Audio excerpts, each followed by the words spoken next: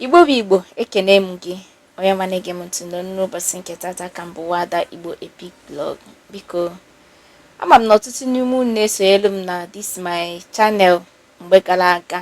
Anyị butere maka nwanne anyị nwoke a na-akpọ Akacham as guy name maka na ọ nọ n'ụlọ ụka wee one of our brother wụrụ mgbe ahụ duto ihe mee that our brother wee nọ ebe ahụ wee ticha aka n'okwu ya sị na ya kacha wee nalị afa ya bụ ihe wee nalị afa ọ pụtara wee chi Ezeugo Global TV a very big warning.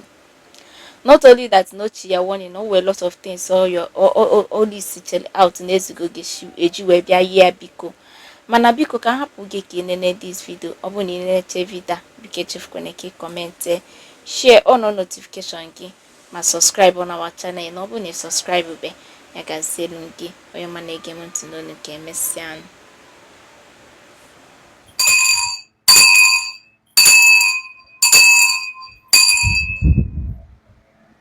mgbịrịgba ha ama agba ife nji wee na-eme vidiyo ahụ ka m wee gosigo ka ndị asịrịgo na ha kacha na fadazi aka ka i wee fụ ka obi ọjọọ ha si wee do then i wee fụ ife kpatalụ ndị nna nna anyị ha wụ forefathers ha na-ekwu na ndị ụka bịara were egbe na mma wee fọsọ ndị be anyị into ịhapụ chifa wee sowe chi nkefa. Achọrọ nke ife rizi mkpatalụ ndị be anyị ji wee hapụ chi ahụ willingly wee sowe chi nke ndị ọcha. Ofu onye n'ime ndị sonye na ọkachana filuru na o nwere ife mmerie nji wee mejọe nye o filuru na mụ merụrụ anụ o filuru na mụ mere ife ana na-asọ nsọ o wetelu meseji ife mma ewota ọ ya eji wee je appease chi ihe maka na mụ mejọrọ ya. Gee ntị o wee sị m 7 biggest Igbo kola nut fen na-agwa gị true life story. Aha m agwa gị ife megheme nna agwa gị ife melu na ana Nnewi a ofu onye n'ime ndị sịrị na fa Akachana wee daa m nha mma ewota ọ ya eji wee je appease chie ọ na-ekpelu du imi ka nkakwụ. O wee sị m 7 biggest kola nut. O wee sị m 1 ọjị ugo maka na mụ Ezeugo, 1 hot drink nkwụ ọkụ, 1 cock oke ọkụkọ, 1 hen nwunye ọkụkọ, then the biggest goat mmafụ na goat market. O wee sị m na my time ye end na 11:59 that particular day o sendere this thing. Then we say we are not in bloodline. If my own no one or balanke ye nwere ike ịnwụ because of ụdị ifo feel merie no care about me. Now o nwere point edogasi na message ya nchọ ka igelu ife kpatalụ ndị ọcha o ji wee dụrụ ha easy for ha nwa convert ndị be to Christianity because not this kind of practice ife ndị be anyị na-eme mgbe ahụ mgbe ya wụ mmadụ mee ife agụsịsịara ya ife ọ ya ewota ka wee nụchasịa ya n'ife ahụ o mere. Mmadụ mee ife mejọ ada ya nha gwa ya ife gwa na ọ ya ewota ewu ndị be anyị wee fụzie chi aha eri ewu wee fụchi aha ma ndị eti ha n'ihi ewota ewu wota ọkụkọ wota ọjị because ife niile ọ kpọsịrị ebe a believe it before igochasị ife niile a 600,000-700,000 anago nwa ogbenye ọ esi ebe wota ego ịghọtago. So that God became too expensive for them. Ụfọdụ sef ọ na-edimand ọbara mmadụ, ụfọdụ demand ya na-eje tee mmadụ n'ajọ ọfịa, ụfọdụ demand ya na-ya amapụ mmadụ amapụ before human right wee bịa. Ọ ife niile a ka m na-agwa gị ndị ọcha wee bịa wee gwa ndị be anyị na number 1 na chi a nọkwunu with you ebe ọwụ na ebe ọwụ na ịnọ na that you can actually talk to this God anọ na ọ wụrụ na imejọ chi a n'ihi esekpuru ana yọọ ya mgbaghalụ ọgbaghalụghụ ana ọ wụrụgodo na idiri ka mmadụ intercede for you that somebody can actually intercede for you free of charge. Ịghọtara ife na-agwa Then ọwụrụ ndị Catholic na ije confession ka fada nyelu ya aka wee intercede na o nwere ego ya anaghị highest penance ya enyeghị abụrụ ife ya efugu anything or just ife ya eji wee taa anụ ahụ ha afụfụ because of njọ ahụ imelu. Now ndị be anyị afụcha na ebe a na-eshi ọzọ jewe ebe a na-alụ agwụ. Onye dere ife a dechara ife a wee sị m na time m na-end 11:59 our God na-enye onye mmehie ogologo ụdọ ka o wee si na mmehie ahụ wee chegharịa maka na ọṅụ na-adụ n'eluigwe maka otu mkpụrụ obi ahụ chegharịrị wee chigharịte Chukwu. Ịghọtara ife na-agwa?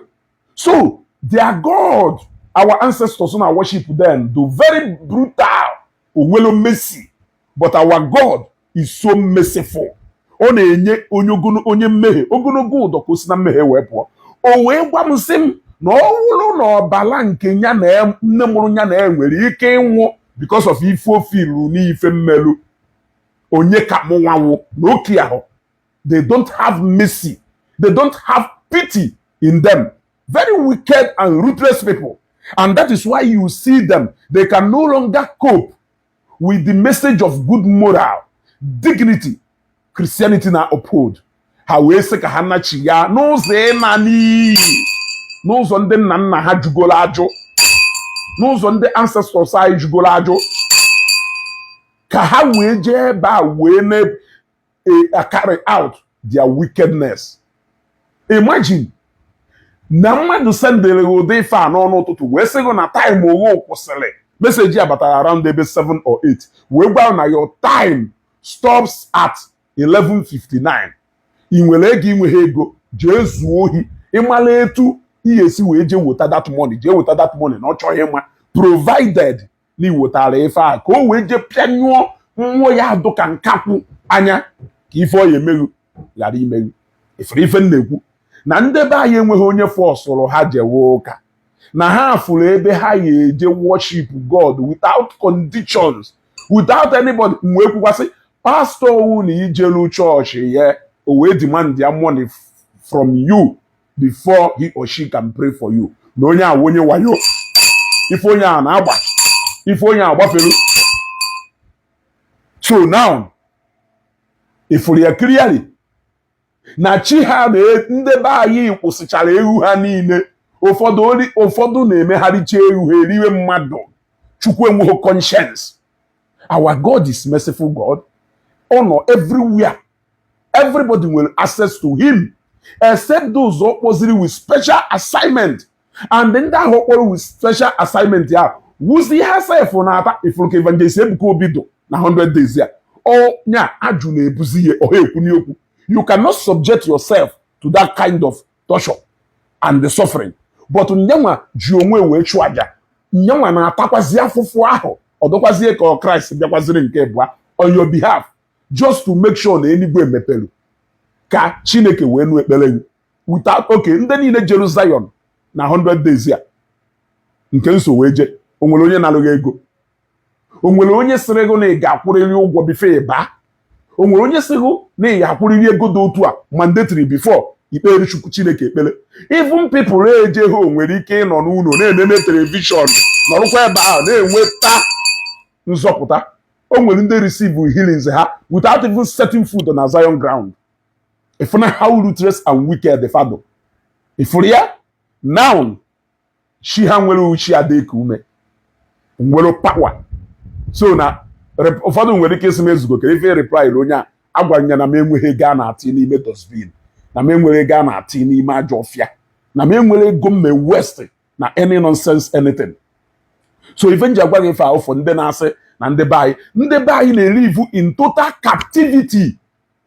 Ha nwere so much fear. Ewuru ha na-eri office na-anakọsị ha their livestock and their valuables simply because they want to appease that God. So even ndị ụka bịalụ na ndị ụka bịalụ bridge gap adu between us and our God, where they made you to believe that you can actually talk to this God from ebe, and when you sin against this God, and you don't need to pay a price because Christ has paid that price. So anything in your is willingly, according to it, you will decide out of your own faith. Inwero, onye ya anaghị, inwe iwota. Ụfọdụ jere ngo ọkpala, the only thing ha ti debere uwe ego transport ha ji wee je, na ego ha ji wee goro ife lie. Enwekwa law of self among there because there people were sharing. Ụbọchị abụ na ije ụwa jele ebe a, jụọ ije ụwa, eji more than 60,000 to 70,000 na akpa wee je that day. Ego ahụ for 2,000 naira wee si na ebe a wee pụọ. That is sharing, and that one now many people share share. There is love in sharing. N'ime Christ. So even you when agwa gị fa ka mara how ruthless and don nya ka iji afụ na ije na side nke akwa ọkụkọ ha one pass man ha, the price will become too difficult and too hard for you to pay. But n'ime church, salvation ahụ, nzọpụta, nwere onwe, mbuni enu nọ at a platter of gold. Onwere onye ya agwa wote ego ka eje chụọ aja. Onwe ya gwa wote ego ka agba afa, onwe ya gwa wote ego ka ekelu uke, onwe ya gwa wote ego ka alọrụ mmiri, onwe onye ya gwa wote ego ka eje buteru gị ite ego, onwe onye ya gwa gị ya. It is strictly between your communication and your decision and your sacrifice with God. So all the very clear.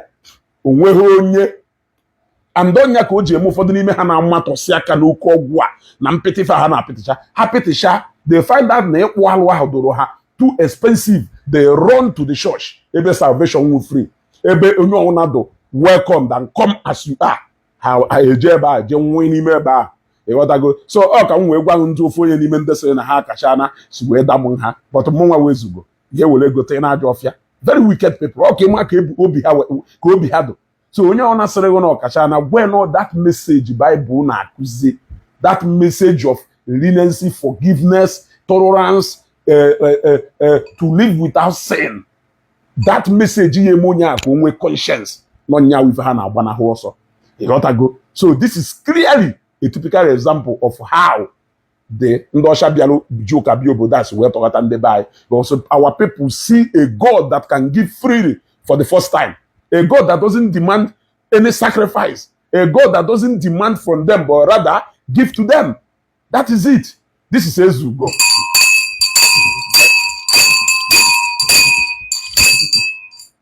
Dalono.